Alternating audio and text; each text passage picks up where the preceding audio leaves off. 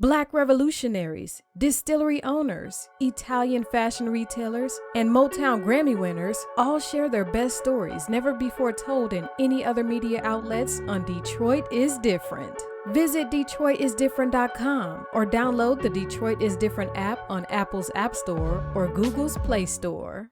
All right, welcome back to the Detroit is Different podcast studios. Today is 420 Day, and a lot of people are celebrating the cannabis revolution and things changing in America. And as things are changing in America, like a lot of things in America, some of these changes are not being advantageous for our people, Black people, especially the people here of the city of Detroit. So late last year, 2021, I had a great interview with my father, Greg Frazier, CPA, who kind of introduced some of his story, just pieces of his story. But along the pieces of his story, some of what he does is based in accounting systems. So a lot of you all may be wondering, what does accounting and marijuana have anything to do with one and another? Well, when it comes to legalized marijuana, a whole lot. You're going to learn a little bit about cost accounting versus cash accounting. You're going to learn why cost accounting is so needed versus cash accounting, which most of you all are used to.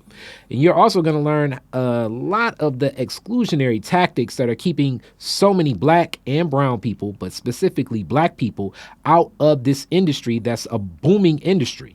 This is very similar to what happened when the street numbers that we're very familiar with transitioned into a state-controlled lottery system that has really left a big void and impact on banking and lending practices throughout the Black community since. And some of those people that stepped in and offered some of those lending practices were people that sold a little weed. So we're going to talk more so weed business than more so weed consumption. I'm sure it's a lot of stuff on weed consumption that you can go to.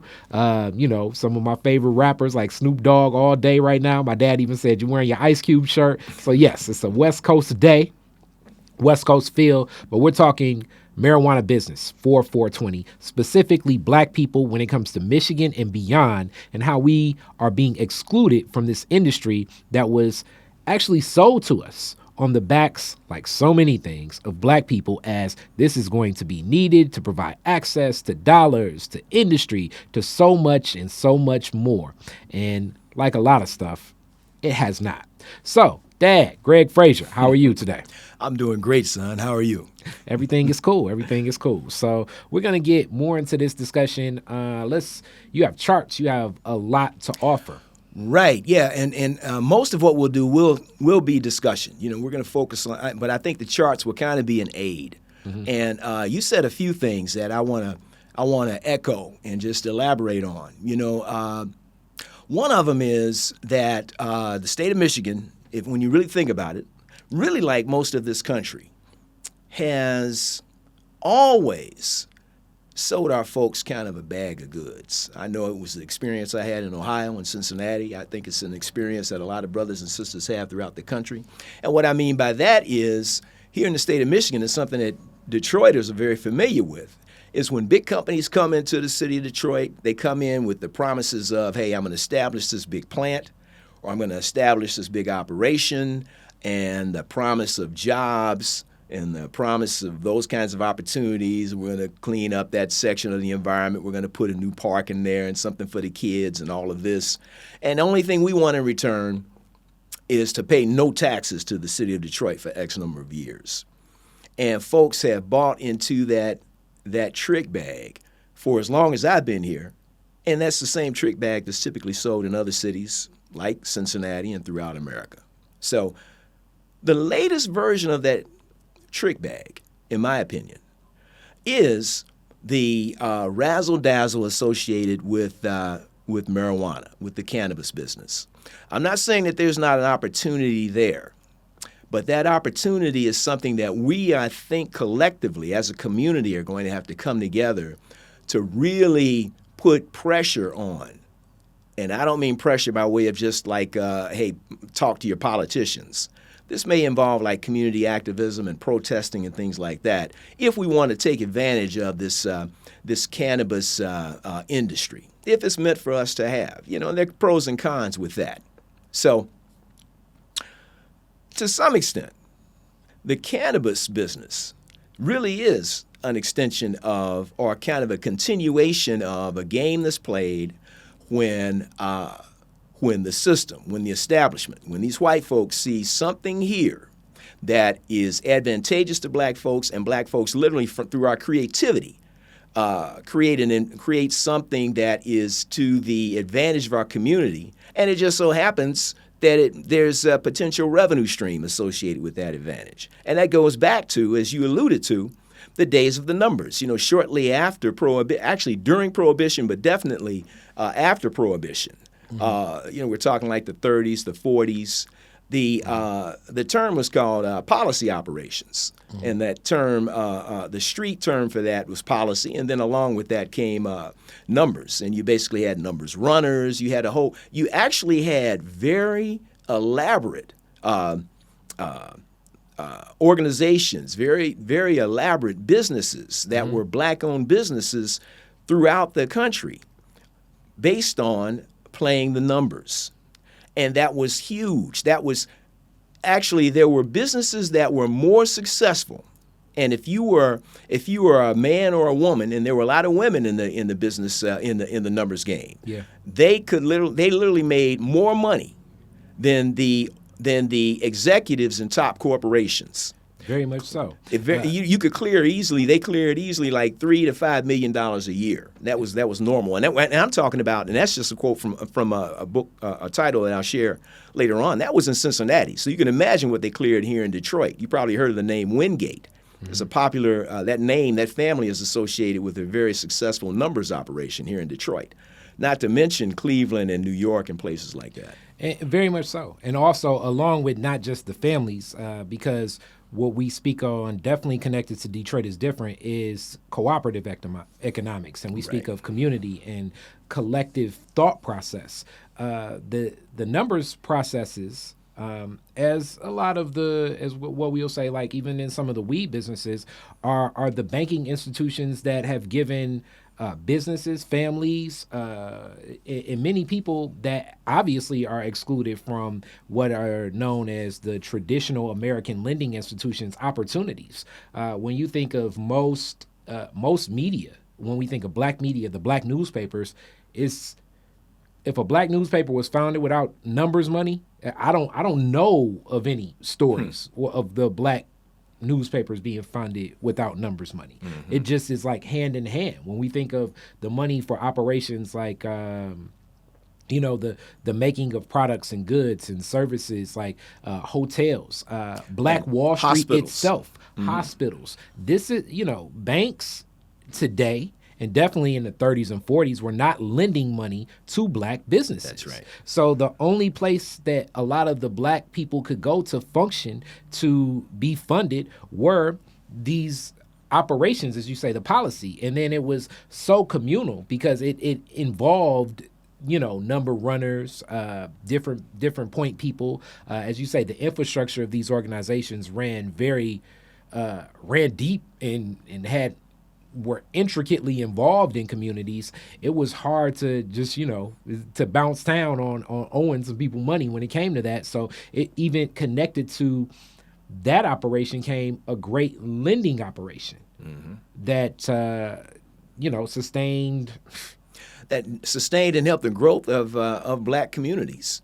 And when you think about it, and I'm going to kind of refer back to that timeline, right after Prohibition, the country, we're talking about the 30s, we're talking about in that time frame, this country was hurting for money. When I say this country this was prior to World War II. And this country was looking for, revenue. And literally what the government did was turn to something that even the gangsters back then, like the Capones of the world, didn't really want to nudge in on the numbers because, well, first of all, they had other operations like the bootlegging and all that was more profitable. But secondly, because they said, hey, this is an operation that's very intricate, and it looks like these they didn't say the word black folks, but you know what word they probably used. They kind of had that down pat. We'll leave them alone. The government was so hungry that the government said, we can break into this industry, and they literally did that. So that's one of the many examples that directly contributed to, whether we wanted to or not, the growth of this country based on our creativity and our operations. That's the example of the numbers game. Now, back then, really didn't matter so much about the appearance of fairness or the appearance of equity, or anything of that nature. Back then, it was just a matter of, these colored folks have it, we're taking it away. This looks like a good hustle. We see how this hustle works. We're going to change this from the numbers game to what we call state lotteries. But it's exactly the same functionality. Mm-hmm. So now we fast forward to today. And today, we have a scenario where it's important to have what we'll call the appearance of equity, the appearance of fairness. And if you look at it down the line with a lot of how we interact, the nature of black folks and how they interact with this country, it comes down to the country gives the appearance of fairness. We just had the a black Supreme Court justice. The sister was just appointed to the Supreme Court. And we say, hey, that's progress. And in a way, that is progress, but it's pretty marginal because, we have the majority of the folks on the Supreme Court are fanatically in another extreme. Mm-hmm. So, including the other black person. And definitely the other black. I think he kind of, I think our brother Clarence leads the way when it comes to being extreme on the other side, right? Yes. So as a people, we got to start really understanding that this country here, it's all about being transactional. There is no, I don't care what this country, how it presents it, what kind of package they present, and we're going to get into the details of how that's presented here as it relates to cannabis in a moment.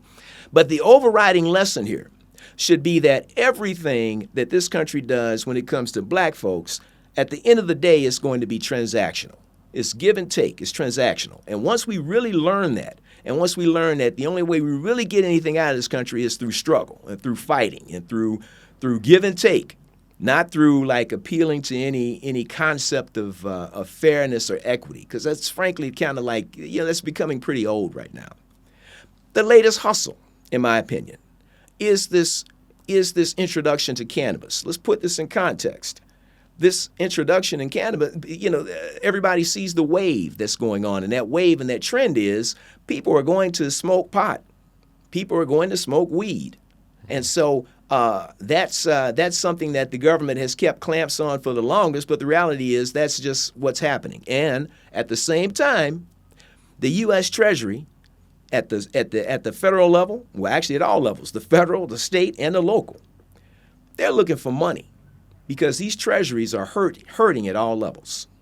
So what do? Well, one source of income would be if they can tap into the cannabis consumers. That's a ready stream of income. And if they do that, then of course the reflection is, well, a big part of that consuming population, a big part of that market will be African Americans in all the metropolitan areas. So then the next step is, how do we package this and present it to black people where we say we're going to give you the opportunity to gain, we're going to make some amends by coming up with a package that makes this socially equitable to the black community.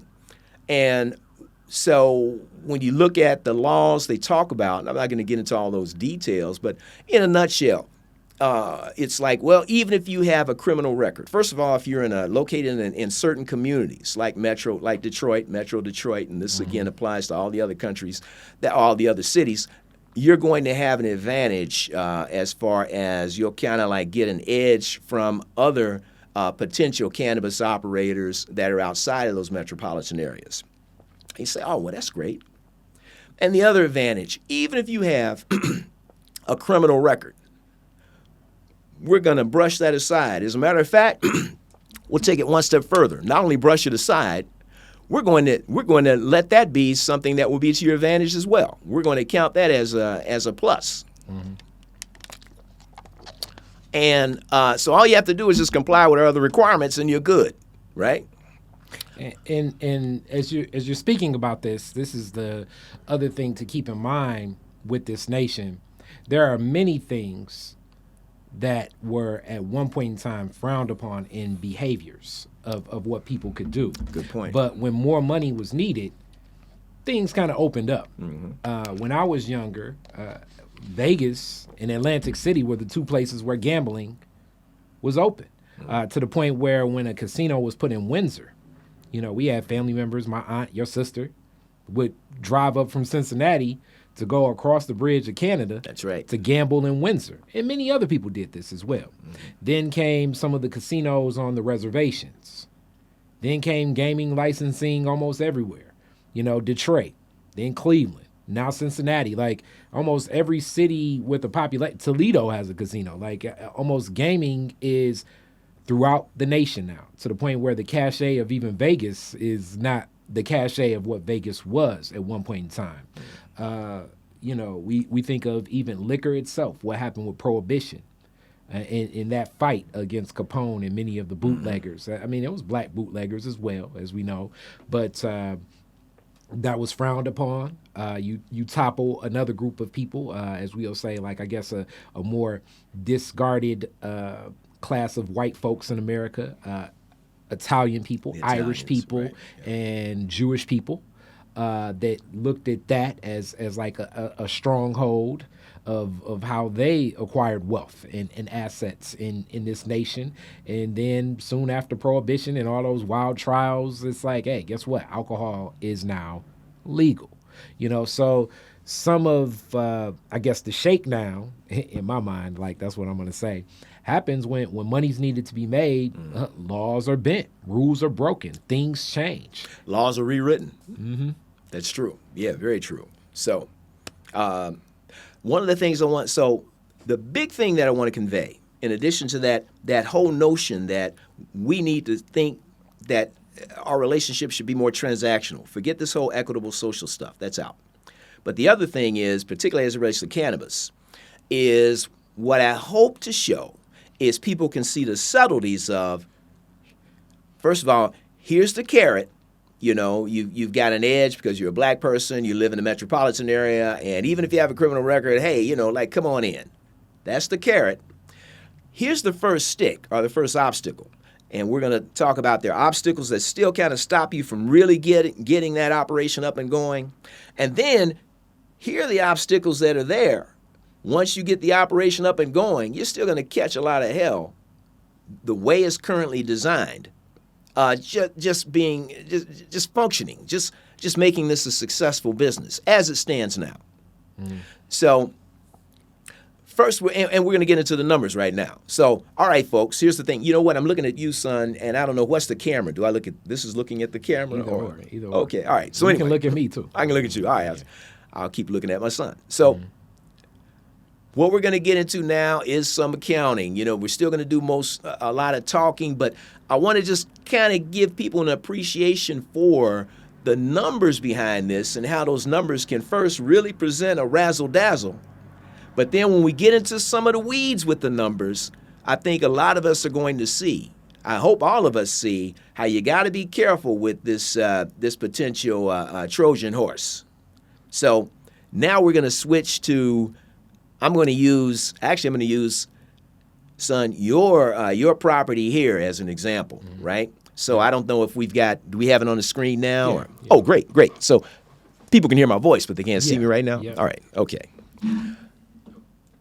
When you look at this right here, son, this is an overview of your property. This is the location of, well, this is where your facility is, your business.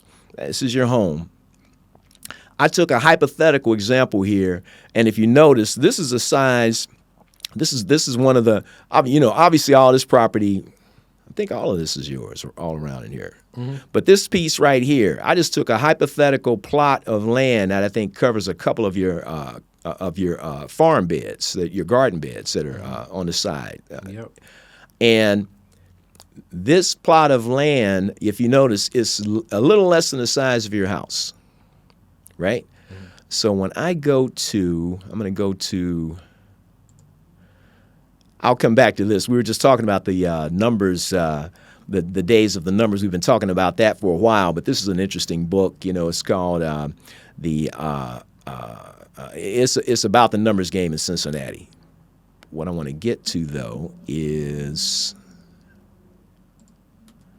let's go to the spreadsheet.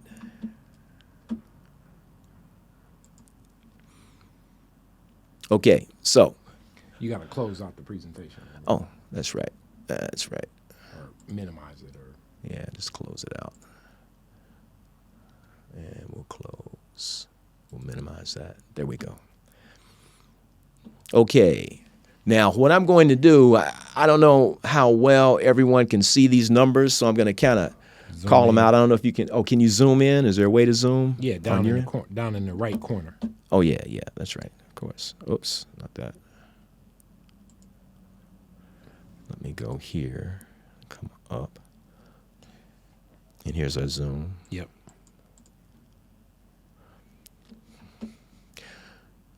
All right. When we look at the that square foot area that I mapped out next to your house, son, that square foot area is 1,104. That's 1,104 square feet. Can we see that number, or should I zoom it, make it a little? Zoom in a little more. Okay. How's that? That's good. A little bit more, or is that That's good? Okay. That's good.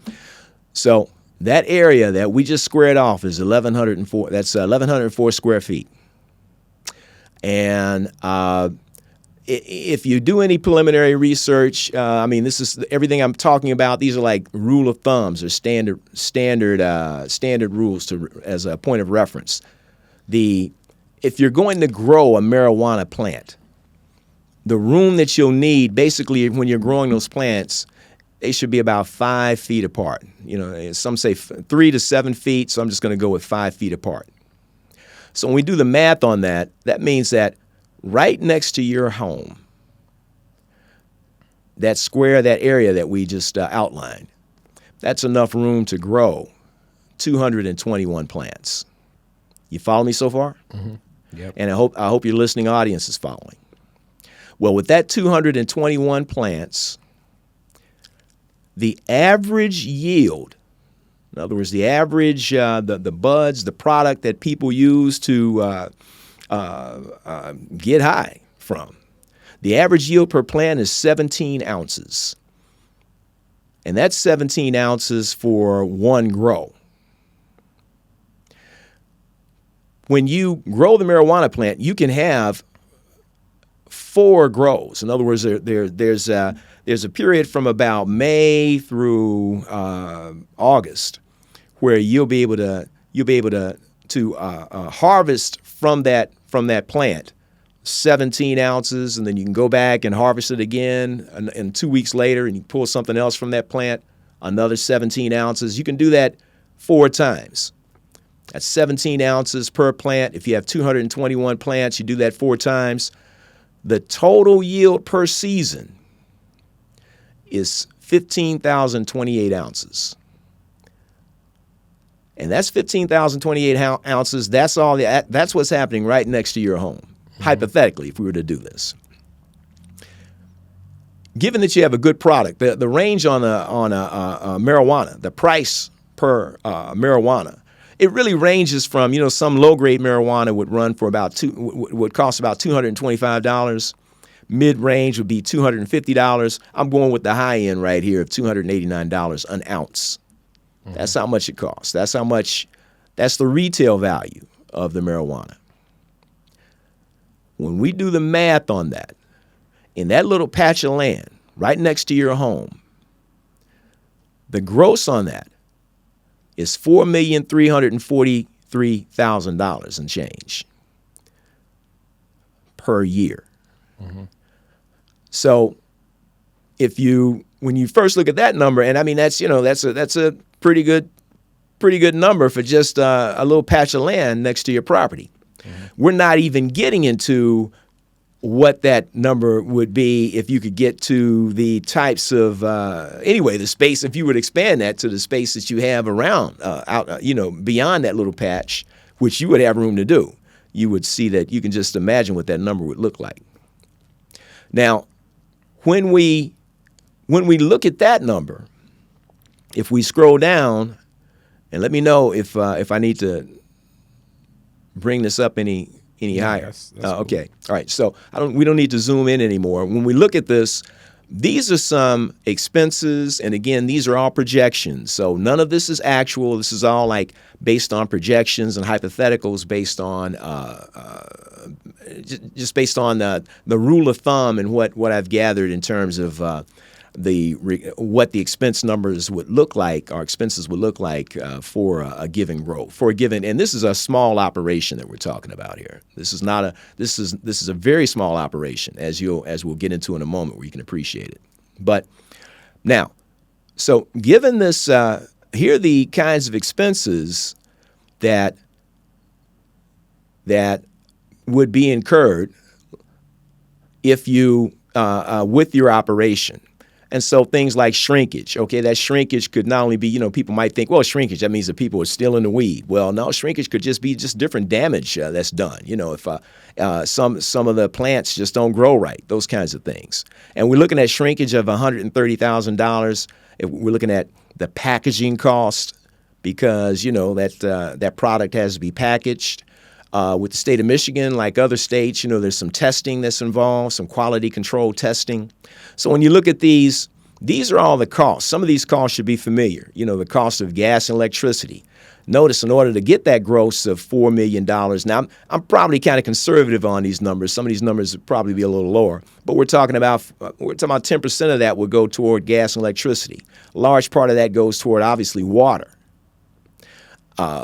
This would probably be a savings because we're growing outside, so it would be a little less than that. Your biggest cost here is labor, because at the end of the day, keep in mind, the marijuana business is really the farming business. So we're talking about a pretty labor-intensive operation. Mm-hmm. And then these are fringe benefits, which I just got at about, basically the half of what your direct labor cost would be. And then and I put rent here. Hypothetically, you wouldn't have any rent, but I'm putting that in there because realistically, a lot of people would incur rent. Then repairs. I just put a number in there for repairs. And then here's some other, what we call, and notice all of these, I'm treating these as kind of like direct costs. These are costs that are associated with the actual growth of the plant. And then you have indirect labor. This would be like necessities like cleanup and whoever would be in charge. You'd have some people that would have to clean things up, keep things up and tidy and all that. So the fringe benefits associated with indirect labor. Your indirect labor might be some of the office workers and things like that as well. Property insurance. I know the property insurance, let's face it, it would balloon. Mm-hmm. And that's what we have here. I've got property insurance at about 6% of the gross of your $4 million, your gross of $4 million.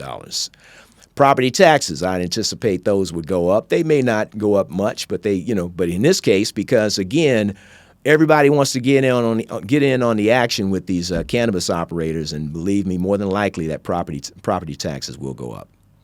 Some of these other costs are more common costs. Anyone that has proprietorship and that knows anything about income statements, you would see we've got depreciation that would be on the equipment, and the equipment to process cannabis products. That's pretty expensive. We're talking about a range anywhere from like $100 to $300,000 for the equipment. Typically, I've got an example of one that's $135,000, a trimmer. We'll show in a minute. So, janitorial expenses. We got marketing, management fees. These are just common. Legal fees. The bank fee, bank service fees. Someone might look at that and say, "There's no way in hell you're going to have bank service fees of $43,000 or $44,000." But in order for the banks, first of all, the banks, because the marijuana is still at the federal level considered a Schedule I illegal substance, the banks have been reluctant to work with cannabis businesses because of that. So now, because of all the money to be made, banks are also finding workarounds. The catch with what the banks find, though, the catch is the banks will find workarounds, but the cannabis operators have to pay.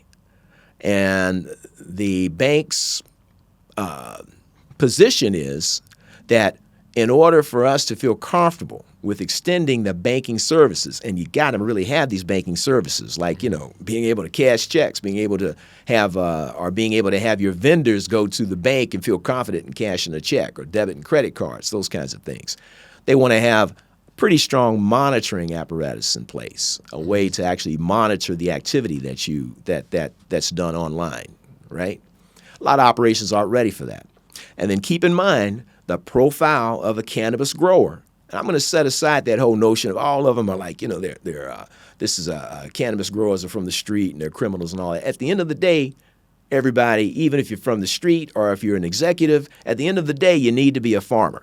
And so these farmers also have to wear the kinds of hat where the farmers have to wear the kinds of hats to where they're also business folks as well, right? So legal fees, yeah, you will incur some legal costs. We can talk about that if we need to. Accounting is a big deal with accounting. And we're not only are we talking about the internal bookkeepers and things like that, we're talking about the cost of external accountants, because a big part of that is not only accounting for it to minimize taxes, which is what we're going to kind of get into a little bit, but it's also accounting for the tracking requirements on the part of the state of Michigan. The state of Michigan requires all cannabis operations, be it growers, processors, or these dispensaries, which is the retail places where you actually go and buy the product. They have to be connected to something called the metric system. And that metric system tracks every transaction associated with cannabis operations. Every sale, every conversion in the processing cycle to get that plant from a bud to a grown plant that's ready to be harvested, to what you harvest off that plant. At those 3 steps, all of that information is tracked, and the tracking involves a unique barcode associated with, in the case of the bud, there's a barcode associated with that. It's a tag. It's an RFID tag, and that's a radio frequency identification tag associated with the bud, associated with the plant itself when that plant grows, and also associated with the products as you harvest the product. Then as you bag that product, there's also a RFID code tag associated, a barcoded tag associated with that. And then as you sell that product, or if you break that, you may, like in your case, in our hypothetical, you might have the bag of cannabis that you've produced. You may sell that to another processor that actually takes what's in that bag, and they may create edibles from that. So this is similar to a car. A car product, like when your VIN number kind of can go back to the dealership, the factory, then that factory can even go further with the part, hence, if it's like, hey, you have this recall on a axle in your car or something, right, come on into the dealership. And it's like, how did they even know that? And, I have 2 of these same cars, but the other car didn't come from that plant, that dealership, that part specifically. But it's just like the automotive industry for a lot of people, from Detroit that are thinking in that way. You know what? That's an excellent analogy, son. That is so true. It is very much like cars and the components within a car. Mm-hmm. The components to make up the sub-assemblies, and the sub-assemblies make up the final car. And the onus is on me as the owner of this marijuana farm, right, to have a process in place that can track things back as if I am General Motors. Exactly. And actually, you actually lead me right into one of the major challenges we're getting into operations. I'm going to fall back on the restrictions that you still bump into, but what we're talking about right now is one of the challenges that businesses have once they're, say, up and running. Once they get past some of those front-end restrictions, you say, I made it. I finally got my operation up and running. Up and running, you in addition to wearing that farmer's hat, you gotta really be on top of your accounting. And most businesses aren't thinking like this, especially if I'm a farmer. That's right. So let's say, forget all of that. I'm gonna just go on and make up my own barcode. I'm gonna color outside the lines. Right. What happens there? Well, what happens is, if first of all, what happens if the first 1 or 2 times, if you can survive the penalties and fines that you would be hit with, you're going to pay through the nose. You're going to pay a ton of money. But more than likely, if you continue to do that, when I say like maybe there's a chart, there's something you can go out on the internet and you can see for the various cannabis businesses which ones get these demerits or these warnings. Can you show us? And you know what? I can't recall how I did that search, but if you were to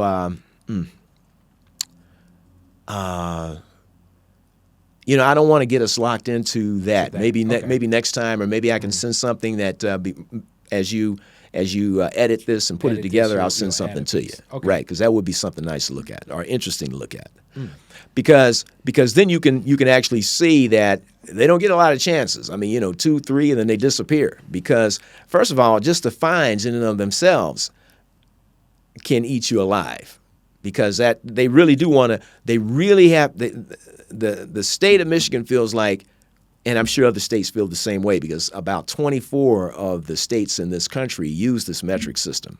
They feel like it's really important to track this activity, so they keep a handle on this is so exclusionary just on the strength of farming itself. I have the garden boxes, so I'm getting my hands in dirt.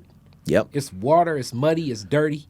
I'm hiring somebody to do this type of stuff. Yep. It'd be like, hey, every collard green we need to track from seed to basically somebody's table. That's a good way of looking at it. And if yep. and it's like, hey, this is very important. I want you to make sure you tag it and you keep the code, and we know what's going on.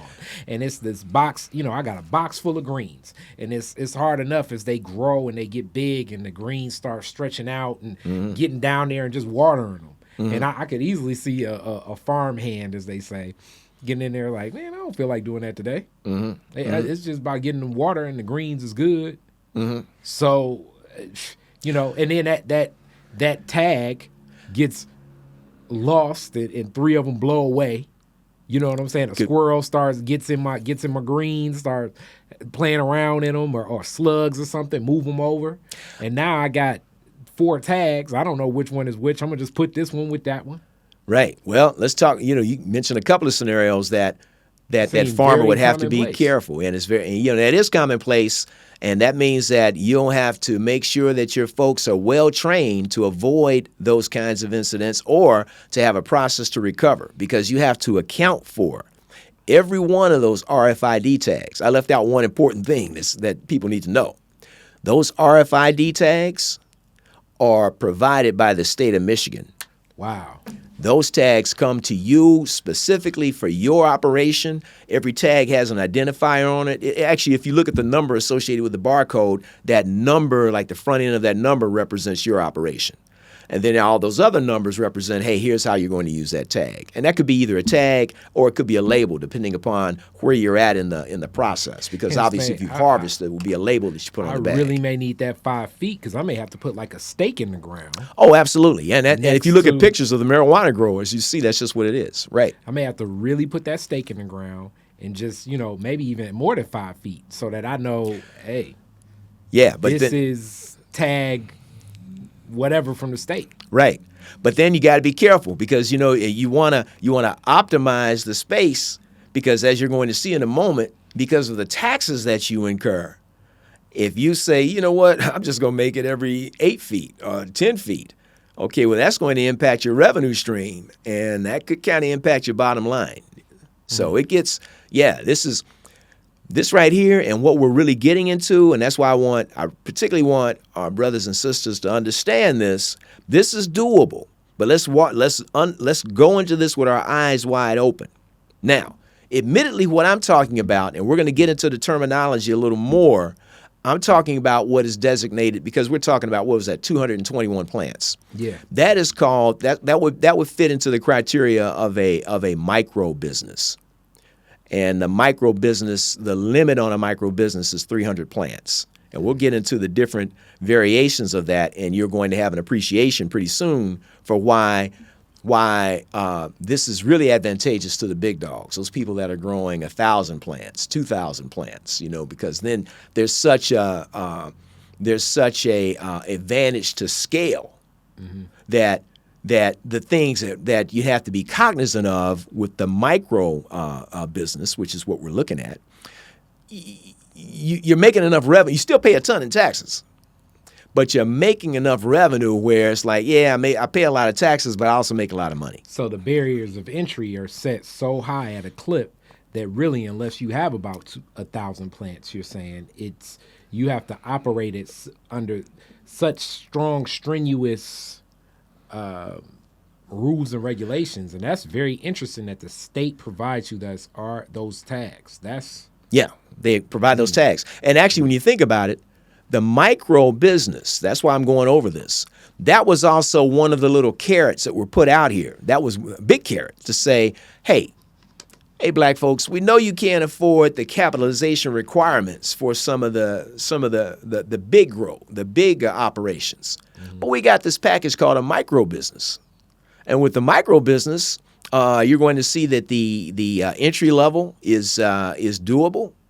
And all you have to do is just comply with our rules. And what we're talking about are the rules right now. And the rules fall into this category of the tracking requirements associated with those RFID tags that the state assigns. And that's 24 states do the same thing, right? And the other states, when they come on board, more than likely they'll be picking up the metric system. Because right. we have a country that's built on laws established on precedent. Yep, Hence, that's right. To establish a new precedent in this state that is not in this game yet, because obviously the states that have not transitioned over yet it's other things holding them back, possibly the tobacco industry, possibly the gaming industry, who knows what. But obviously it's not a lot of vigor to, enthusiastically embrace what will be happening in the marijuana industry. So if anything, they may go a step further. They may go metric double or something. Yeah. And I just thought of something, son. As we talk, I don't know, everybody's still just looking at these numbers. I know that gets boring. I don't know if we want to show faces right now. We can keep on. Okay. All right. Yeah. So as I roll, I'm going to scroll down a little further since we're looking at the numbers. I'm going to get to the bottom line. Notice that with these costs here, just like any other business, you're going to have, here's your gross. Here's our hypothetical where my son, I'll stick with my son, grossed $4.3 million in that little lot right next to his house. Gross, meaning that this is the raw amount of money, and this is also going on. It's high grade marijuana, and all of my plants turned out perfect. Unlike 5 feet apart. Collard greens. My first year with collard greens, they went swimmingly well. The next year I had some holes and slip. Right. I was dealing with, you're dealing with nature. It's real farming. You're dealing with nature. You're dealing with land. You're dealing with all types of stuff. God knows, you know what I'm saying? Who knows? And that's why squirrels may like marijuana. Yep, that's why we have the shrinkage here of $130,000. Well, that might be low. That might be too low. Yeah. $2 billion, I hope not. That's, you can lose a crop, I assume, in any farming. That's a good point. Yeah, you could. Now, notice what I have here, and we're going to talk about this right here is no IRC 280E.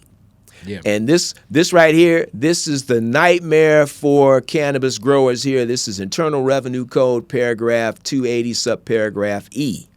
And that's the one that gets into the different types of things that you can write off versus what you can't write off. Because in addition to the headaches of tracking and everything else that we've been talking about, we're getting ready to get into the monster of the challenge with this business, and that is compliance with 280E. What's 280E? Yeah, 280E is the Internal Revenue Code. Of course, that's the U.S. Treasury's law associated with income taxes.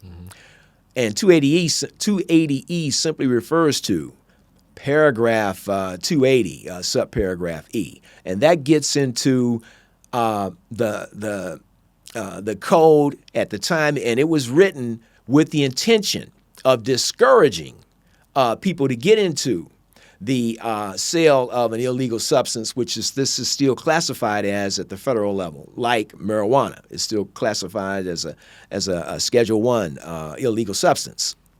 And so they specifically put rules on there, the biggest one being, hey, fine, we give up. This is basically the government saying, fine, we give up. You can sell marijuana. You just can't write anything off. So technically, you can sell marijuana. On its face, they're saying you can sell your marijuana, you can gross your $4.3 million, but you pay taxes on $4.3 million. So basically what you're saying in write-offs, so because people speak about that, you're a CPA, and, Right. and I've do people's tax returns and stuff like that. People speak about write-offs as if it's, sometimes people speak about write-offs as if they just all wrong. People talk about like, I just write it off as if, if you write off $2,000, the government's going to send you $2,000. No, it is not a refundable credit per se. But when you have a business, as most people know, you have expenses that go against your gross revenue. Right. So if I do a concert, for instance, people are familiar with me doing entertainment, and I sell $1,000 worth of tickets. And I had comedian Josh Adams. I booked Josh Adams for $750. So on paper, yes, I did take in $1,000. But because I owe talent $750, I grossed the $1,000. I netted $250 when I pay him. What my dad's saying is, with the marijuana business, you don't get that luxury, meaning that it doesn't matter how much you paid your farmers, how much you paid for your dirt, how much you paid for turning over your soil or whatever your operational costs are, packaging, shipping. The government's looking at, if you have a cash-based business, everything from top to bottom is going to be taxed as if it's gross revenue. Yeah. In other words, they don't recognize any of your expenses, right? If you, and I'm going to qualify my statement with saying, if you look at it on its surface, because like anything else, there is a little what you call loophole, and that loophole is a lifesaver.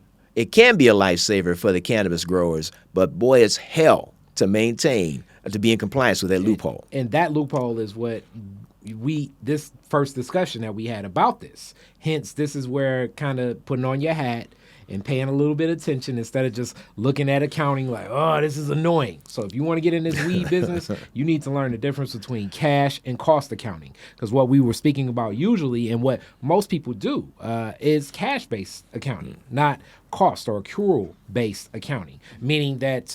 now, you sure you don't want to switch back to the faces? Because they're still looking at We're still going. So okay. It doesn't. That's just another feed. Oh. So just keep going. Oh, I didn't know that. Yeah, so in a way, so your system is tracking both. You know just, what? I think you did mention that to me. I didn't even know that. Okay. So yes, it's cost-based. So with this cost-based accounting, it's different.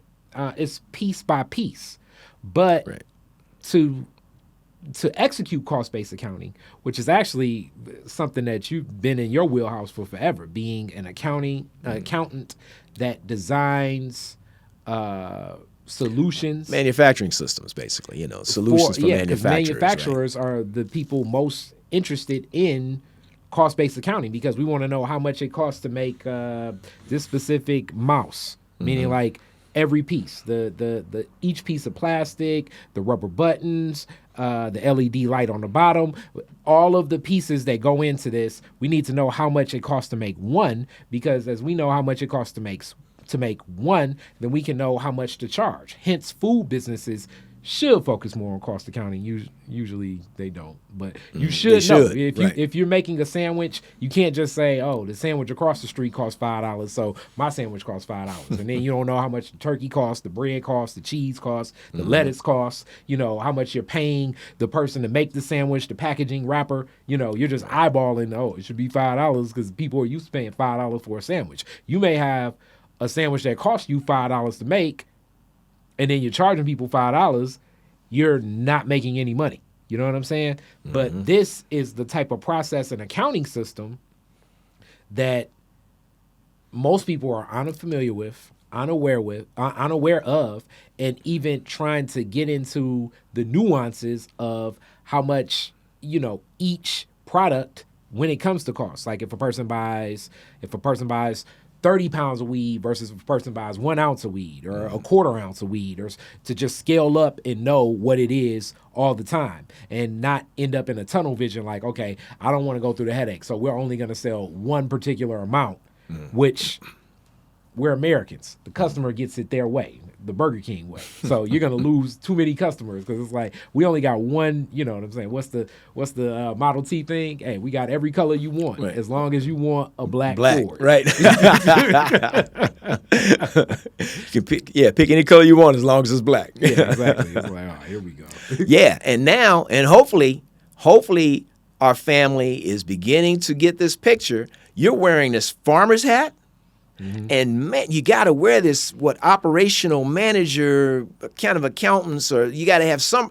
Actually, I'm going to say maybe you don't have to be the accountant, but you got to have controls and processes in place so that your accountants can properly account for this activity. That's why your example with like losing the RFID tags, or like they get stepped on or whatever, or not accounting for all the in a farm, and that happens. I assume but that's commonplace. But within the metric system, you still have to account for all of those. You still have to say, hey, I lost these. Now, you can't just say, well, hey, I'll just say I lost half of them. Yeah, and just move on. I lost half of them. Right. That windstorm that just happened, hey, everybody blew saw everything that. away. Like, what Right, happened? It was right. a flood in Detroit. Yeah, Hey, yeah. And you can say that, and they'll find the hell out of you, and you'll probably go out of business, But you can say that. That's exactly what happens. And what's so unique about this, because it is so unprecedented, as we have a law based on that. The not just the accounting systems, the attorneys even to represent you don't have much to go on when you're looking to fight that.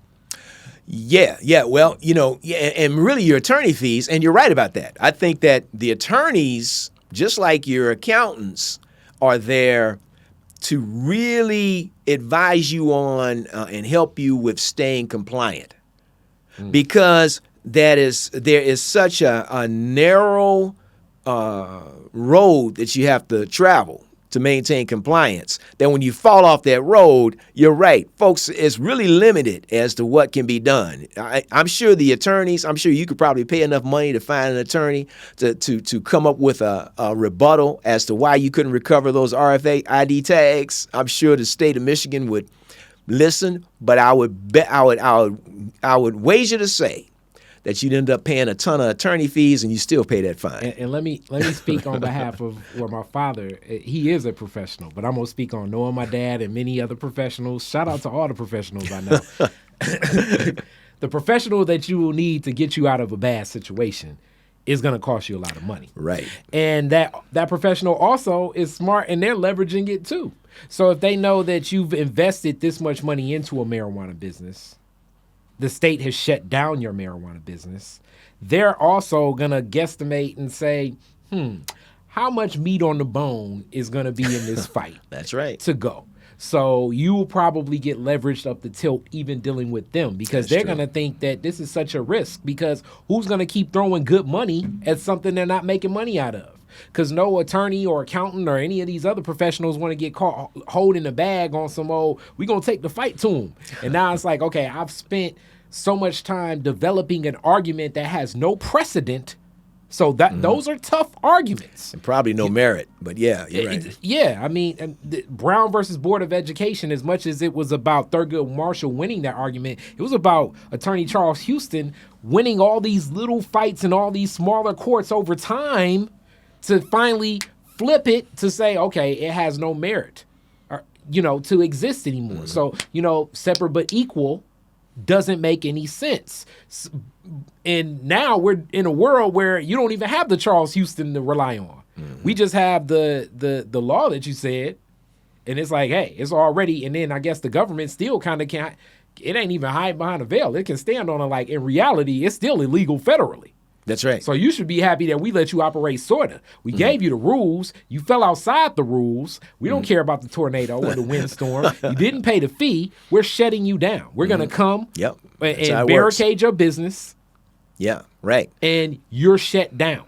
Yeah, right. And then that's a hell of a cost to incur. And so if you look at our numbers here, and in this hypothetical here, notice I have no IRC. In other words, this is a situation where I'm not even applying the 280E. In other words, this is just a regular business. So in our regular business, you've incurred $3.7 or $3.8 million in expenses. Yep. So you can write that off. You've got taxable income. Again, I'm going to give you the example with 280E in a moment. Here, if this were just a regular business with gross on the money and all the expenses, all legitimate expenses are deductible, you'd have taxable income of $547,000. And that's taxed at that's the taxable income at the federal level and at the state level. And I took it one step further, just in our hypothetical. I took the liberty of saying, well, a single, you're filing, you've got your federal and FICA. In this hypothetical would be $181,000. That's the federal taxes you pay and the FICA tax. And the state tax would be $23,049, and then the city tax would be $13,000. So off of your $547,000, you're paying $218,000 in taxes. And so that means really the money, we'll call it the pocket money that you end up with. Net profit. The net profit after taxes is $330,000, which in a regular business, that ain't too bad, right? But we're talking about the marijuana business. Yeah. The marijuana business is subject to 280E. And that means 280E, Can you zoom in? Oh, yeah, let me zoom in. 280E means that you, zoom in some more. How's that? That's good. Okay. Same set of numbers, folks. Same scenario. Same expenses. The bottom line, though, is if you just treat these expenses and you don't take advantage of what people refer to as the loophole, and we're going to talk about that loophole next, all of these expenses are not deductible. Yeah. Which means, look at this bottom line here. This bottom line means that you're going to pay, if you just really jump into business, you don't do your homework, you're not talking to your attorneys and accountants, you say, look, I kind of know the business. I'm a farmer when it comes to what I do. I know how to farm. I know how to grow. I got my license. I'm going to grow this weed, right? I'm going to sell it. And I cleaned up and I made $4.4 million, but you didn't follow you weren't in compliance with the rules that we're talking about. You pay taxes on $4.3 million. The taxes on that $4.3 million is $1.7 million roughly. $1,675,000. And now, it just so happens, good news a little, while the state still collects the sales tax and excise tax, they got that damn metric system that's all on your back, they'll let you count all these expenses. So you end up paying the same sales tax and city tax that the other operations pay, that a non-cannabis operation would pay. But the feds, because of 280E, Internal Revenue Code 280E, all of those expenses that you were able to deduct for the state and city, they're not deductible if you're not in compliance at the federal level. So here you are paying $1.7 million, $1,675,489. And here's the problem that you run into. Because most people think, yeah, that's a lot of paying taxes. I guess I can work out a plan. And I guess you could if you're crazy enough to do that. But the bigger problem is this. These numbers here aren't numbers in the scale. These are real costs, right? Yeah. So you incur those costs. You've incurred this huge liability. You don't have the money to pay that. Yeah. In effect, you have a negative cash flow. And what do we mean by that? You say, well, I couldn't have had a negative cash flow because I still paid all my people. Yeah, you paid all your people. You don't have any money to pay the taxes. You don't have money to pay yourself. And you certainly don't have money to pay yourself. Now, arguments could be, well, I'll pay myself checks through the indirect costs. I could be one of those people getting a check, but anyway, you're still going out the world backwards because non-compliance results in you paying through the nose. And that's what that number is. Right? Yeah. So now we're going to take it one step. I'm going to blow this up again.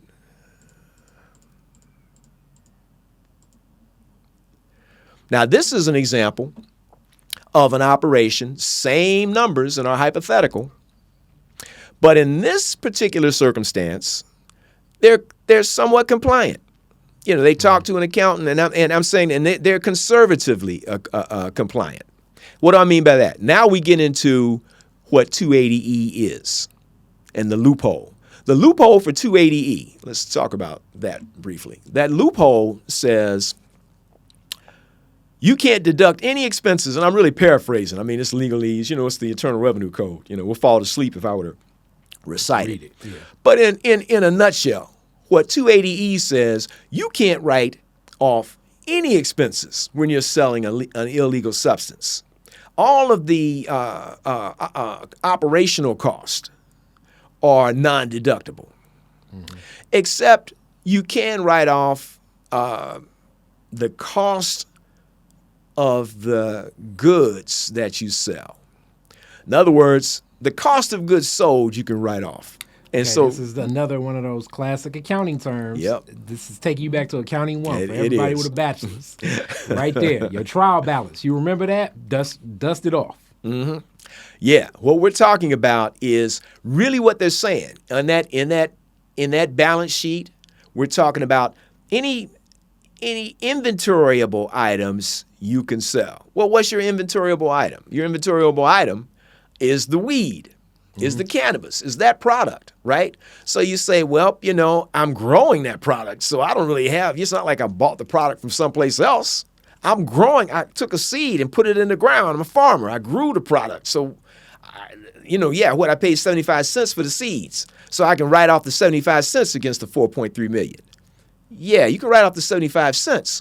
But just like those manufacturing plants that make cars, that make the sub-assemblies for those cars, the cost that goes into, we'll say, an assembly are the components. And if you think about what a component is not only other parts it's not only those it's not only those components, it's also the paint. It's also the fact that somebody had to finish it and polish it, that particular part. They had to varnish it or sand it down, right? Well, the labor associated with finishing, varnishing, painting, right? All of that labor is called direct cost. That direct cost contributes to the cost of the part. So in our hypothetical, let's say you have one part that's I even use a real simple example. Let's say we're talking about I started to say a rock, but I'll just say the classic term is a widget, but I know most people don't know what a widget is. That's another accounting term. Yeah. Well, let's take, I want to take something that's we'll take our water bottle. Mm-hmm. So this water bottle is really a finished good. Yeah. It's really a finished, and then a manufacturer, which means a lot of us should be able to appreciate this, would look at this and say, this is a finished manufactured product. This is a finished good. This finished good is made up of, from what I can tell, is made up of, I'll say, two components right now. One of them is the plastic casing, and the other one is the top. And that plastic casing and that top makes up what we would call a bottle. So the finished good is called a bottle.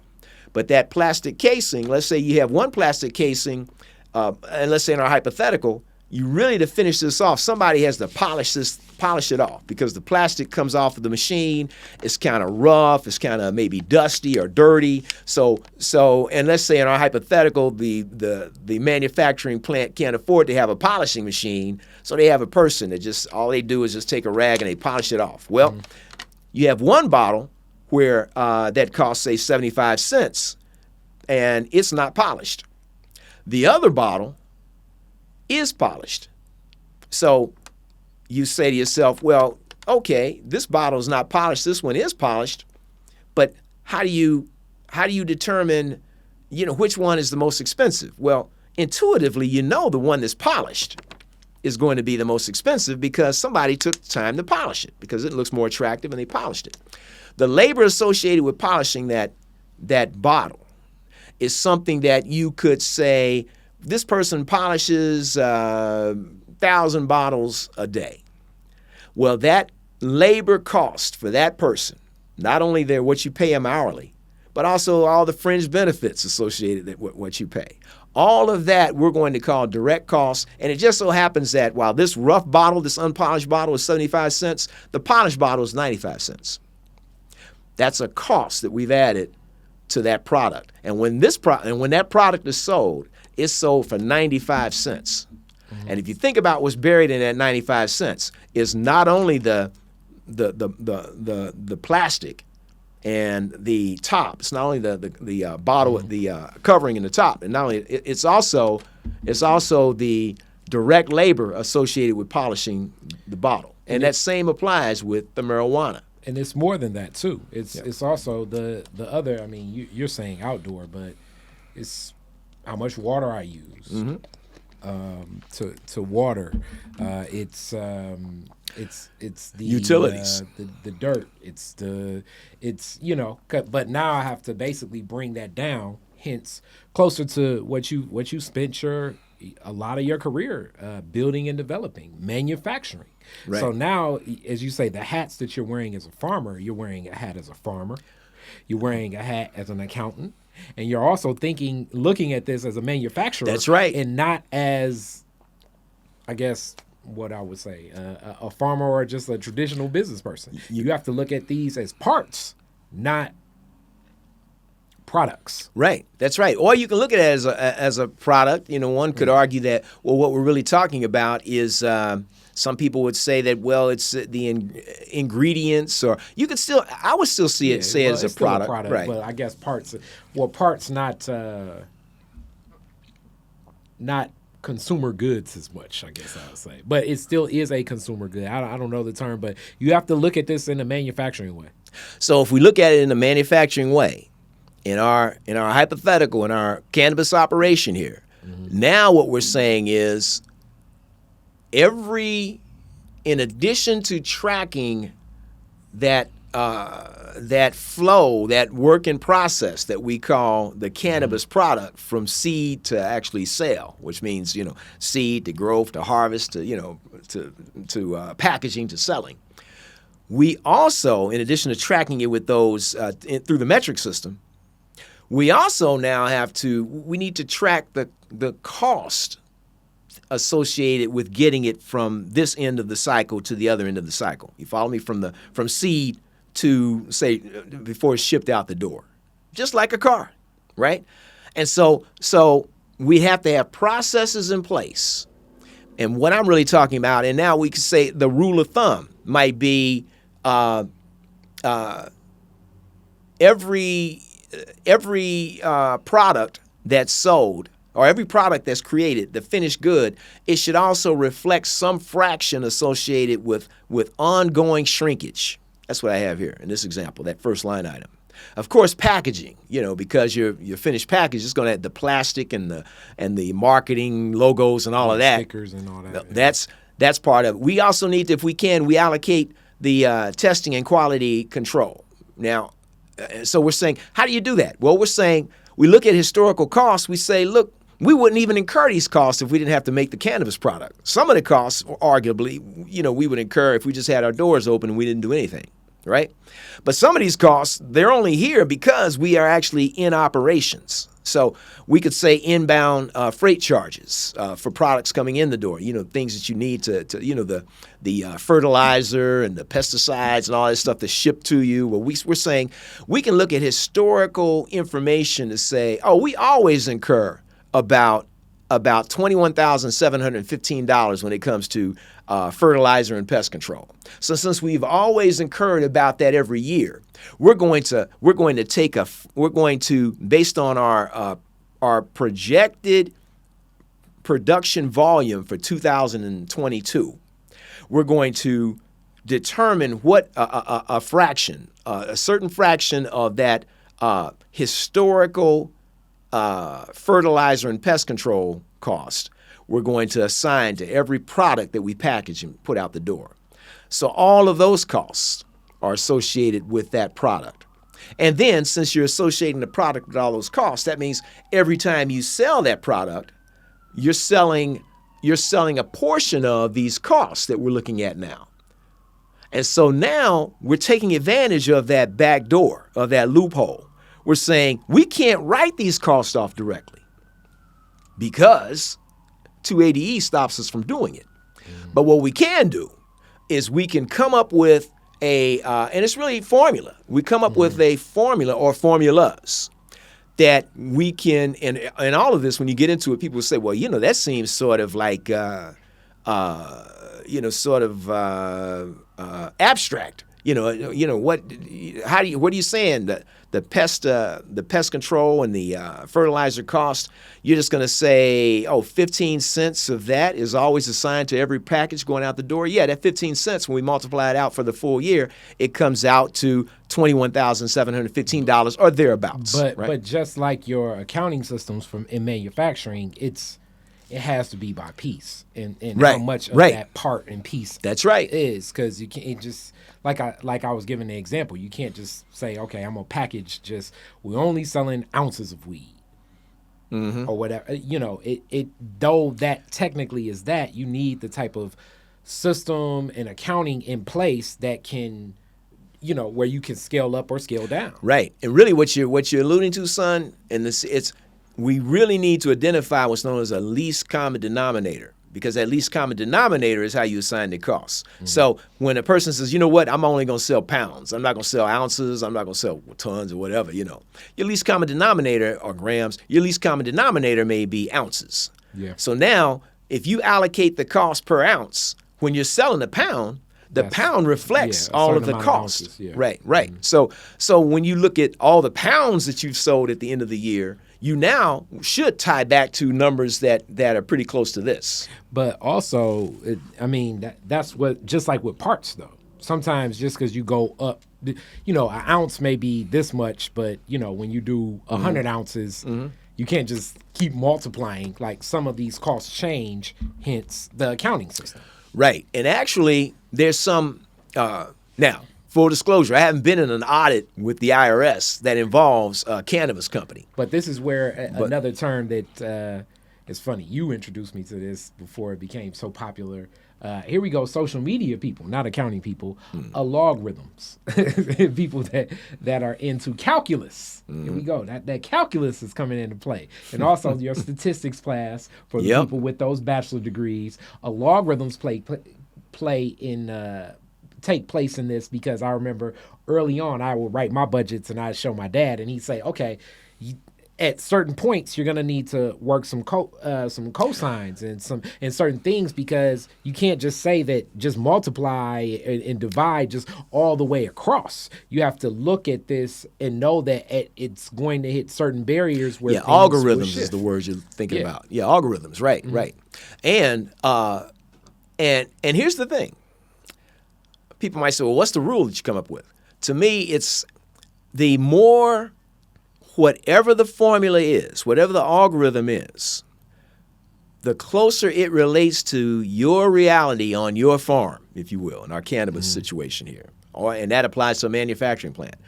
Whatever that algorithm is, and the IRS refers to they have some rules they can go by, but to me, you could make a case that, hey, their rule may not apply, or their algorithm, or their formula may not apply because it doesn't fit as well as yours.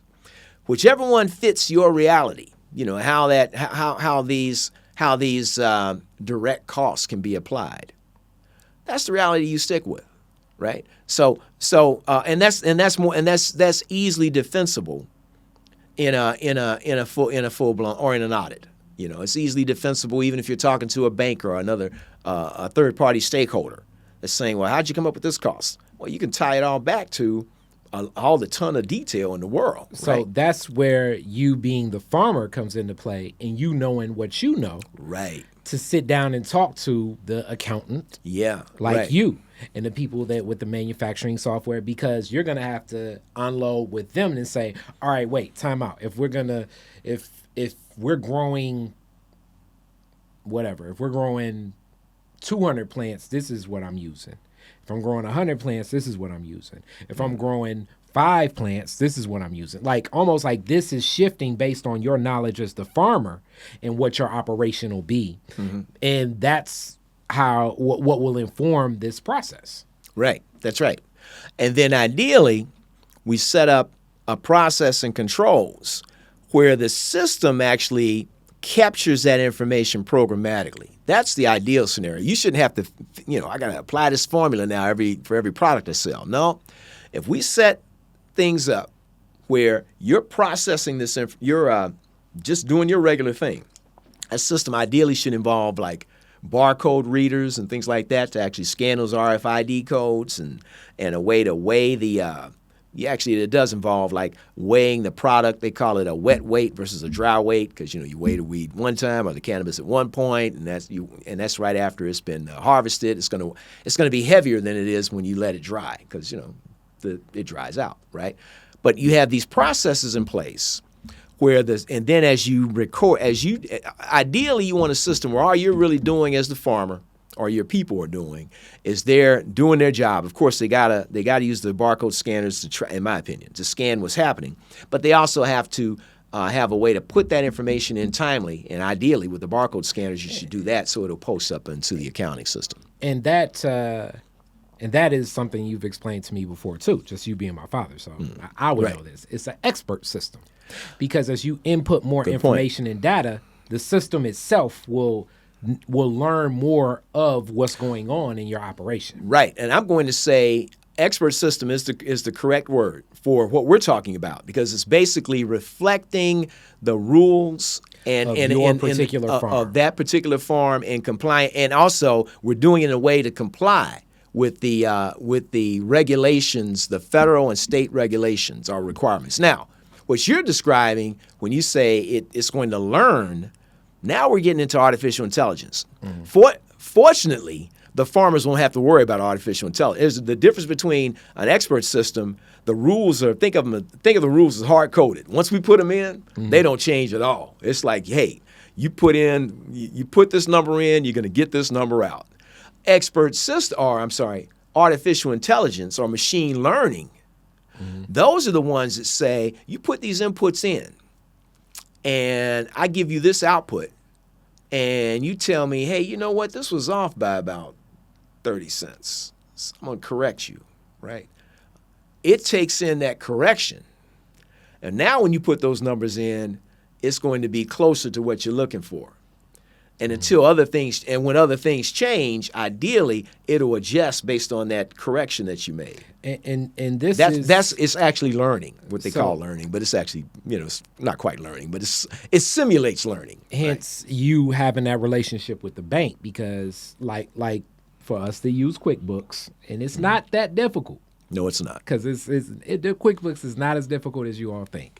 But in using QuickBooks assigns, just the flow in that, as you say, artificial intelligence of like, oh, okay, Verizon was once your phone carrier. We assume that you sent some money to Verizon based on the banking that you have. That was you paying your cell phone bill, so forth and so on. And in the flows of like, okay, so this, you had an intake of money from this account before that was from vendor Greg Frazier, or client Greg Frazier. So Greg Frazier sent this money. We're going to assume that this is connected to these services, so forth and so on. Hence. But that's an excellent example. That's an example of artificial intelligence, of learning. And QuickBooks Online, people don't even know. But if you've ever used QuickBooks, and I haven't used the desktop in a while, but if you ever use QuickBooks Online and it does just what you just described, that is artificial intelligence. People don't even know they're using it, and that's exactly what that is. Yep. Yeah. So I'm going to go on, and I'm going to skip this one. I want to go to the one where it's full absorption, where this is the one that's done everything right. I was just going to show you how. I didn't see the bottom line. Let's go back and look at the bottom line on that one. So here's one where it's some absorption. And if you say, hey, I followed the rules, and maybe your first year you tried to tweak this as best you could, the farmer's still figuring things out, so is the accountant, and so is the whole operators, the people, anyway.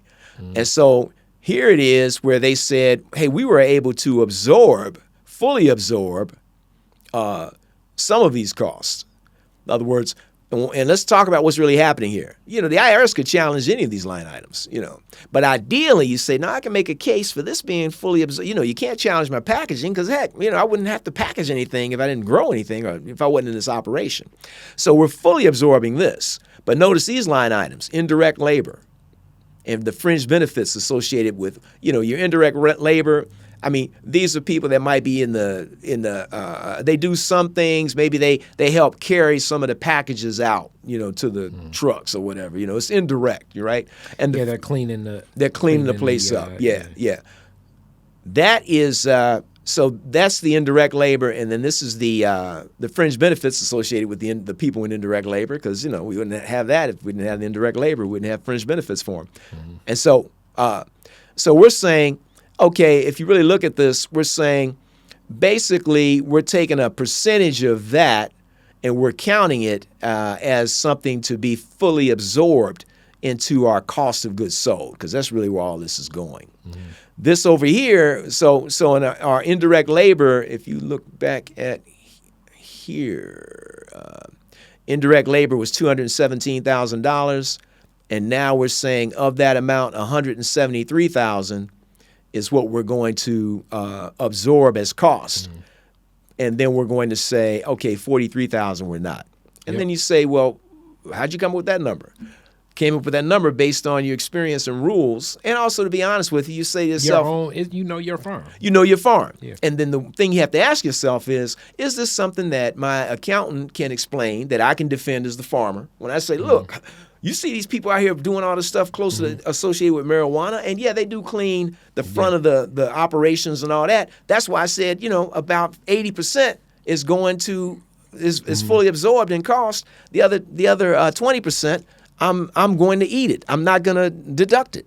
Yep. So that's what's happening here. And then they make the same argument for the fringe benefits. So when we look at the bottom line here, it's a lot better. It's saying, okay, now you've got federal taxable income. It dropped significantly from $4.3 million down to $1.3 million, right? Do I need to go back and show you the four? No. So now it's dropped significantly. Of course, your state and your state and it's still the same as that's still the same. Yeah. Your federal taxes have dropped significantly from what, $1.6 million is what I think it was, down to, still high, down to $494,000. Yeah. And this is real, folks. We're not these kinds of disparities are not. This is when somebody is actually applying full absorption, applying some of the items, right? Yeah. And so they still make a whopping $16,497. That's net income after taxes, after they pay all their taxes. Now, that said, they probably made more because some of what they did was probably buried in maybe indirect labor, also in management fees. Yeah. It's like, hey, I'm the owner. I got to pay myself something, right? And then, the $16,000 is after the taxes, right? Yep. So now if we go to the final one, and this is when we say we really did the analysis, we've done our homework, we've got a track record of what this farm, of what this is like, of what. Just X out. Yeah. Hold on, let me just blow this up. How's that? That's good. Okay. Same information above, except now we've learned a little more about the operation. We know about what these costs are. This is something we can defend. We've got historical data to support that, hey, we're also going to allocate property taxes and property insurance, right? Now, again, the IRS or even another accountant, another CPA. Okay, CPAs listening to this, don't beat me up. This is a hypothetical. I don't want you to say, hey, property taxes. I've never heard of that being allocated as full absorption as it relates to cannabis. First of all this is new turf.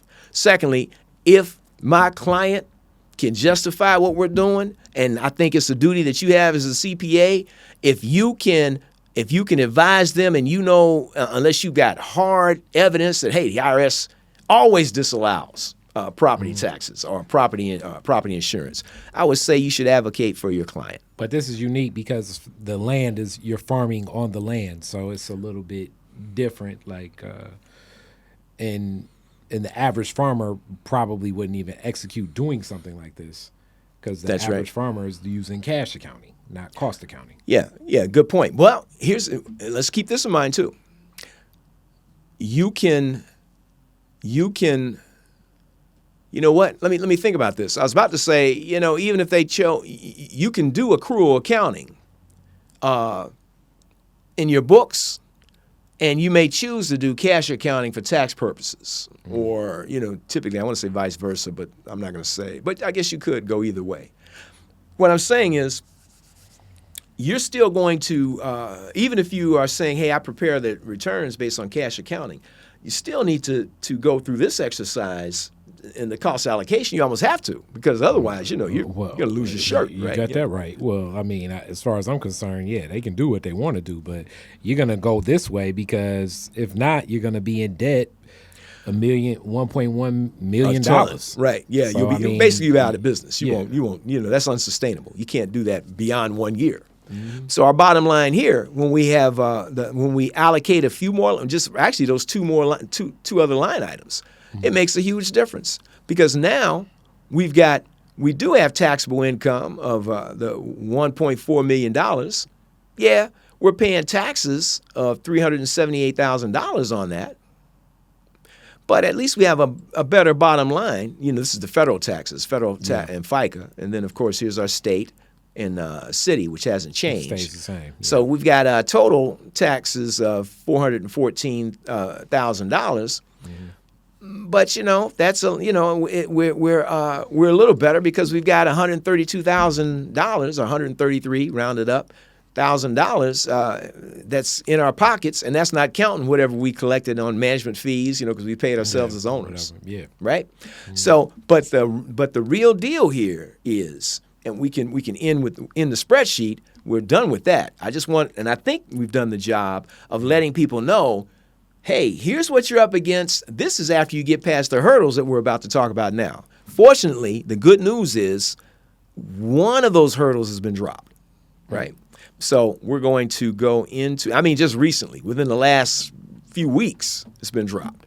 Mm-hmm. So I'm going to skip down to that hurdle is what they call, should I blow this up? I think it's too small. Yeah, you can do it. Well, you can go back to probably presentation mode. Oh, but yeah. Go back don't into. worry about all that. Oh, they can see it now? You can go to slideshow. Yeah, you can go to slideshow. So if you see this,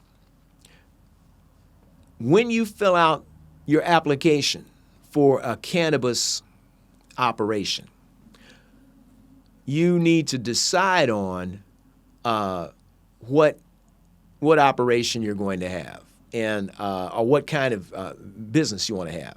The businesses here, they're classified. I'm going to just talk about the you can be a grower.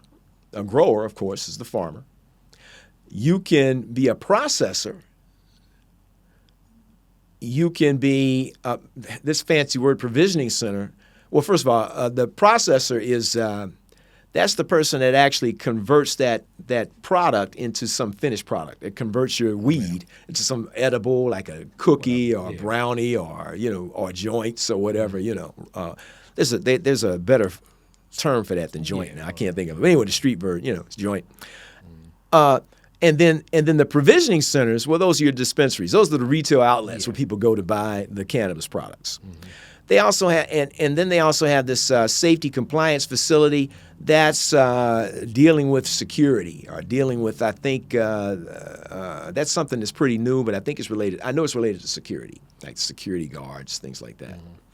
And then a transporter. The transporter is the one that actually transports the products, say, from a growing operation or a processing operation to the retail outlets. Yeah. And that involves security as well. Okay. The capitalization outlets were these numbers here, are these capitalization requirements, rather. When you say capitalization, what does that mean? That's bonding where, capacity? Yeah, no, capitalization actually means, what did you say? I'm sorry. Like a bonding capacity or something? It's actually not bonding. It's actually a little more it's a little more it's actually a more of a requirement. It's more like, not so much a bond, because a bond is like a third party that's kind of insuring. No, you have to be able to show, or at one time you did, you had to be able to show that you have, like, if you want to be a Class A grower, I think grows up to 500 plants or something like that. Class B is 1,500. Class C, I'm not quite sure on the numbers, like 2,000, something. So if you have you'd have to show that you have access to that much capital, where 25% of that is immediately liquid. Right? So if you say, and so what people have done is they say, well, I've got a 401k that's worth $100,000, and I've got property that's worth $75,000. Yep, that's not no liquidity. Well, actually, the 401k is. Yeah, I guess you could cash that. You could pull out that 25% from your 401k, right? And I know actually I had a one client that was she didn't have to do that, but I mean, that's what we presented, and they accepted that application. Okay. Right? And so that's really what capitalization is. So you can see that a grower Class B, $300,000. So it's more capital.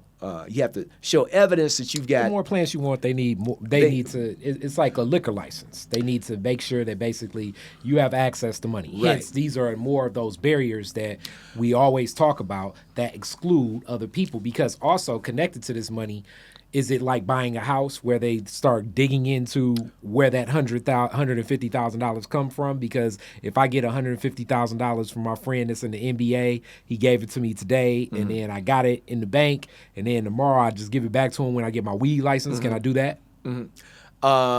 You cannot. I'm going to say, and the reason for that, part of what we do, because you have to have a CPA that actually has to attest to the disposition of your capitalization. Exactly. And the hypothetical you just described, if I were looking at that, and I think any CPA would, they want to see the terms associated with the with money, that loan, the gift, right? or whatever. With the gift, right? I mean, just how is that really something that you control, right? Exactly. Now, if it's a promissory note though that says, this is a loan I'm providing you for $150,000, but to be realistic, this right. is more exclusionary tactics of how black people can't get access to this stuff. Right. And just to talk about the other side, if someone from the state of Michigan were here, they would say, wait a minute, guys.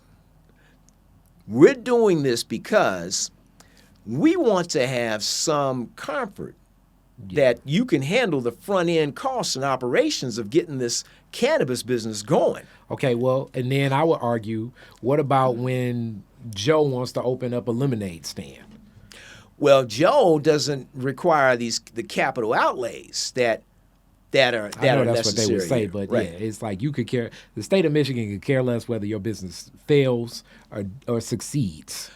Yeah, but we're saying now. I understand what that is, but you skipped one of the. Yeah, I'm going to go back to that. I just want to point because we're talking about the state of Michigan. That state rep, if he was sitting here with us, he would say, okay, if you don't have the money to buy one of the, and you want to be a processor. And in your case, you want to be a grower and a processor. Yep. You got to have one of these machines here that can extract the leaves and the buds off of your growth, off of your harvest. Yep. These machines run about $135,000. Hey, I'm like Elon Musk. I'm building a spaceship to go to Mars. It doesn't make a difference. Let me do it. That's how I feel. And obviously that's how the state feels now, too, because they dropped the capitalization requirements.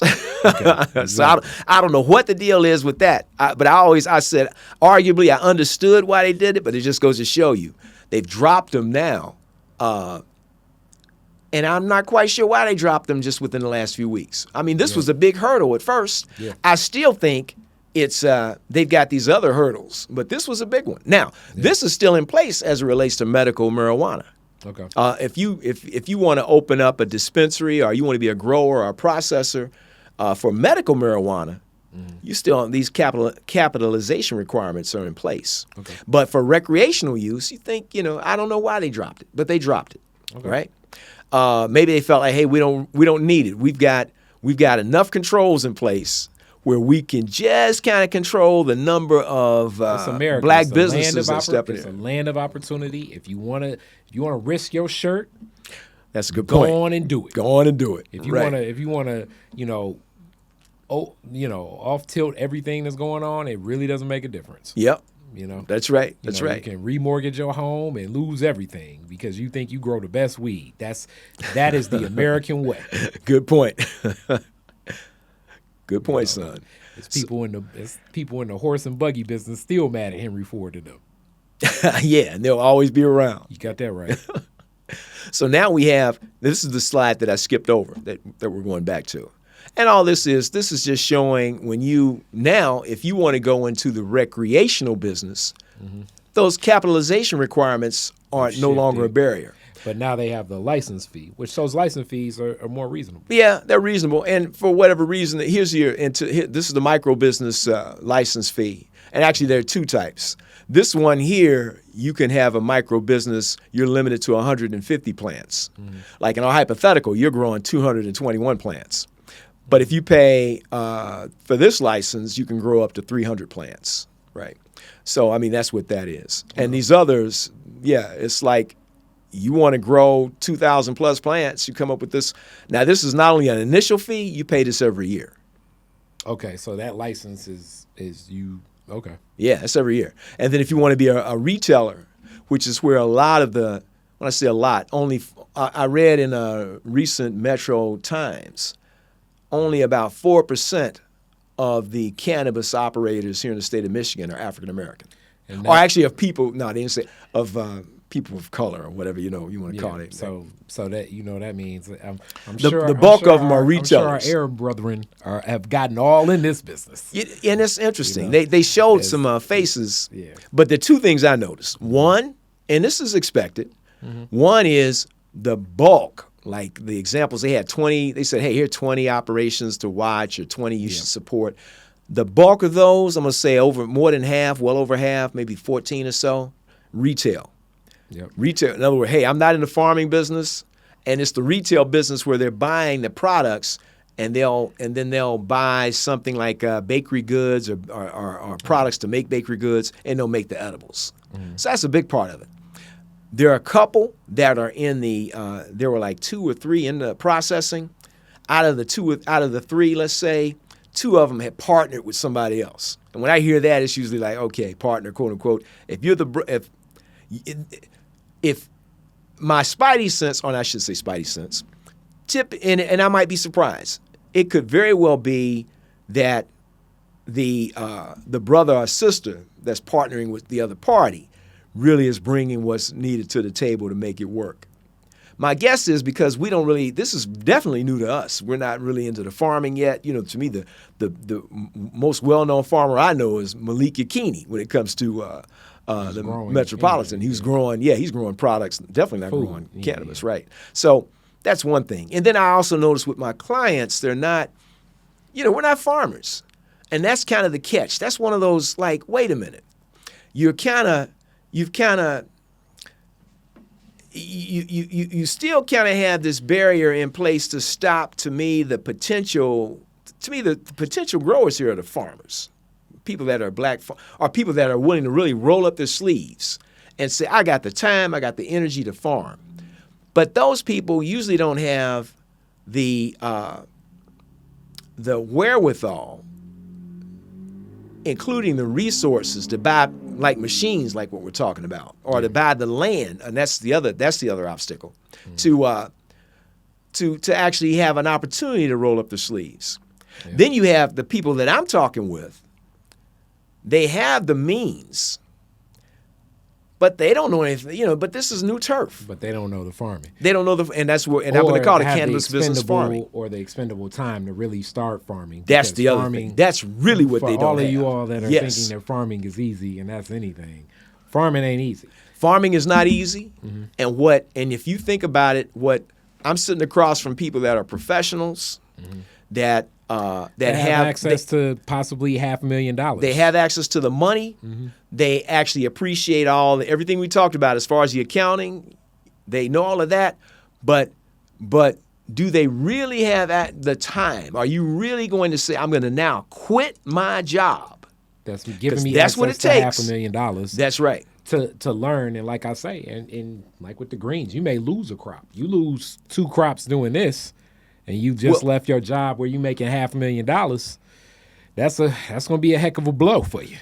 Right. Because it seems like, and you didn't even get into what are the penalties as we wrap up. What are the types of penalties from the state? Because we see that the state allows for cash accounting, but what type of penalties are you getting when you lose the RFIDs and things like that? Yeah, and you know what? I couldn't. First of all, I don't know. Okay. I couldn't find any. What I'll do is I think I'll call the state, because actually I was surprised. I called them about something else earlier today in regards to preparing for the presentation here, and they were quick. They answered the phone. I mean, they were right on top of it. I'm going to ask them about those penalties, and I'll include that in your. You can share that, I guess, somehow in your edited version. I know they're steep though. I know it's because they're not playing with that. And have there been businesses that have been shut down by the state? There have, but I don't know. I'll give you the details on those. Yeah. Now, one other thing, and this is important, and this is turning out to be the biggest obstacle of all, even for those professionals that have the means to actually get into this business. Land. Mm-hmm. The land is locked the hell up right now, and it's locked up primarily by outside companies, by external cannabis operations now, because Michigan has opened up, and maybe that's why they dropped the requirements. It's saying we have very few Michigan participants, particularly in the African American community, in this process now, and so now we're about to open this up to outsiders. People from like California that have been in this space for a while. My neighborhood association invited the Russell Woods Association to listen in on a Zoom that's talking about jobs that are going to be available for some company called West Fort Point or something. I looked them up. They're out of California. They weren't even in the cannabis business. They were in the property management business, but they've got a class C marijuana operation that they're opening up on the west side of Detroit. And they're saying, it's going to be jobs, jobs, jobs. That whole game. Yeah. Right. And it's like, my thing is, and I guess we can wrap it up with this, but this is important. We need to turn this thing on its head. And the way that I say this model, even when they've dropped the capitalization requirements, this is still set up for failure for the black community, in my opinion. Where we could turn this on its head is if we adopt something like what Robert Mugabe did in Zimbabwe. After Zimbabwe, after they regained their independence from Rhodesia, and you had all those farmers that had all that farmland, the white farmers, the Rhodesians had all this farmland, and they were saying, well, basically, we still have to work the land because your folks don't know anything about working these large farmlands. What Robert Mugabe did, President Mugabe, the late President Mugabe did, and it was very controversial. If you Google what I'm about to say, all you're going to get is negative stuff because it's coming from the Western media. He said they started acquiring or taking back that land, and they split it up. They said, yeah, we don't know anything about this mass farming, but we're going to split them up into lots, little lots, and we're going to let individual families and like a lot of his soldiers and their families started growing food on smaller lots, not huge acres of farmland, but they took the huge acres of farmland and split them up into little acres. And each little acre had, in effect, their own little their business, much like what we just did with your 221 plants. That's why I thought that was a good example. We should be able to do that with all this land that's out here. And we should have a process in place where we split up and we get away from this rugged individualism stuff where somebody goes through, I got my piece of land, I'm going to grow. Yeah, whatever. No, let's split this up where we being the community designates large plots of land that we split up, and we have some kind of lottery system where after people are vetted, we have a vetting process. And I'm talking about just set the government thing aside. What they can do for us is leave us alone. Our own community I'll call it, the term first you say sharecropping. No, community cropping. Basically exactly what D-Town Farms is. But it would be with marijuana.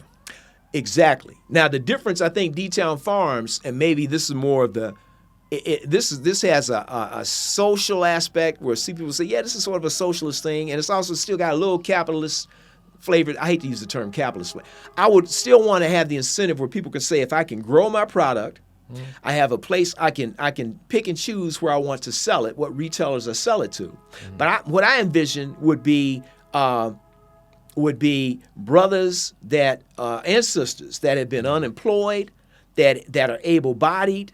We have by having all of the land facilities in one location, just gridded out. Yep. We have a training facility. We buy one of those machines. A couple processors, yeah. We do all the processing, Yep. and they do the labor, and they get do they pay some fees for all these other extra these services like the processing? Yeah, they pay a fee for, but we still do it. It's fair because we've done the numbers, and they know, and we know what's fair. And also, that's one common place where we help them with the manufacturing thing. We train them. We help them appreciate what this accounting is. Hell, we do the accounting for them. We could train some other CPAs, like the Gregory Terrells of the world. We said, look, man, because, it's like this would be way bigger than you and me. We would say, no, we want you to do the accounting for these folks. So now we've got the accounting covered.